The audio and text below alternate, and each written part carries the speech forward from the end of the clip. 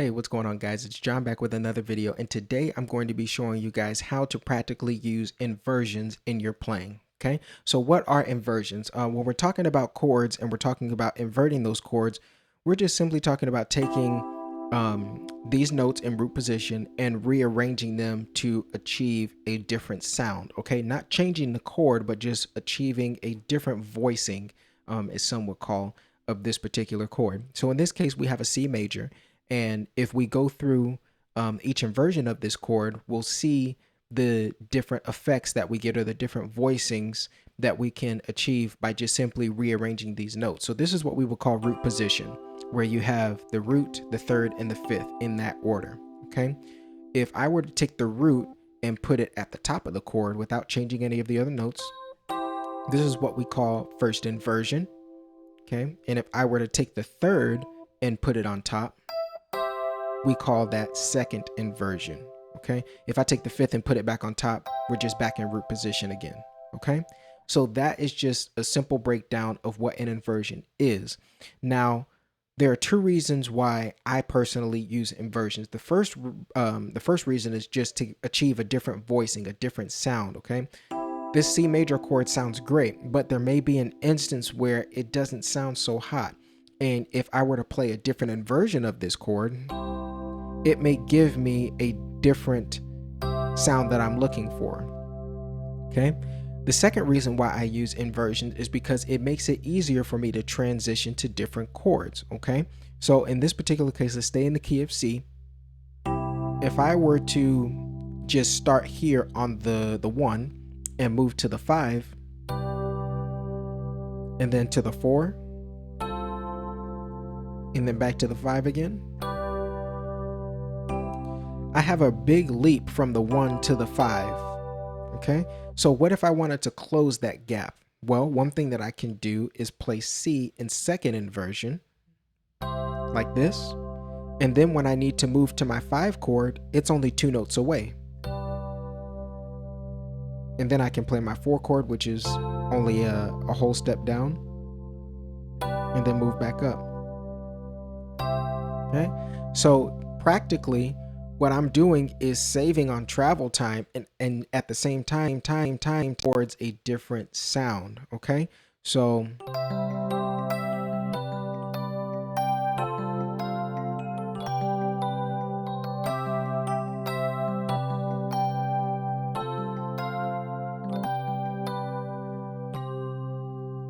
right now, I don't mean to say this to say that root chords are bad. Root chords can actually sound very good. If I take an example from a very nice keyboard part that I happen to just come across, and I'd have no clue why I didn't know it before.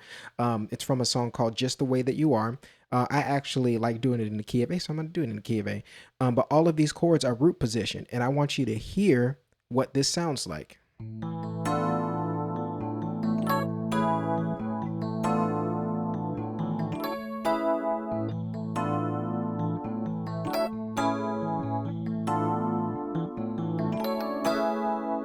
All of those chords were in root position. The first chord was a diminished chord.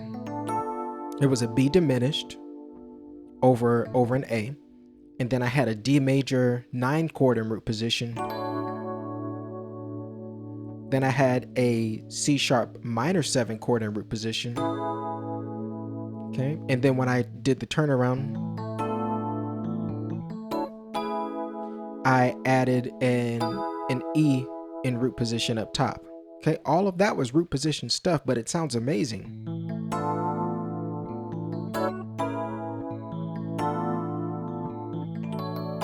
Okay, and the reason why I want to show you guys that contrast is because a lot of the times when I see people explaining about chord voicings or explaining about inversions, a lot of the time they tend to kind of sleep on root position chords, and there's absolutely nothing wrong with root position chords.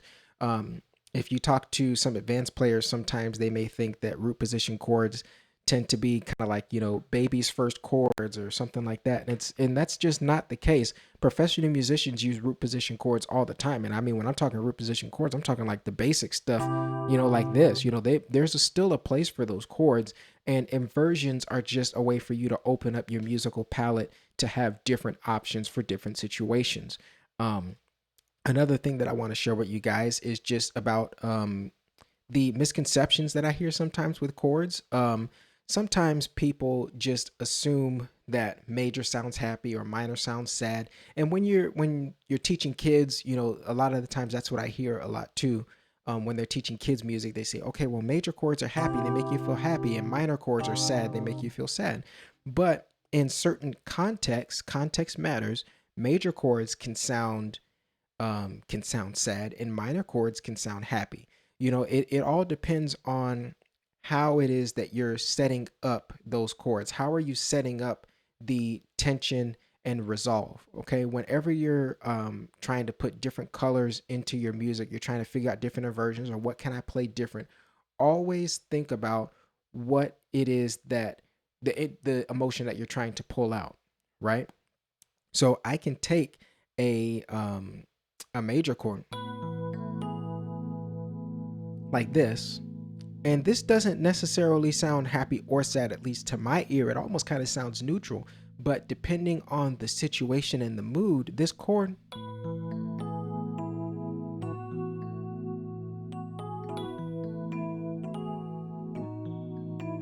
can sound relatively sad, but that was all major.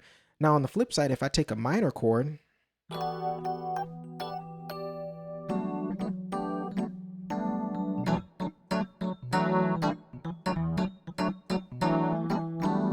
most minor chords to me kind of don't sound happy or sad either. They just sound kind of mellow, kind of cool, and it all depends on the environment that you're playing in. What kind of music are you playing? What's surrounding that music? I mean, I can play something in minor and make it sound sad.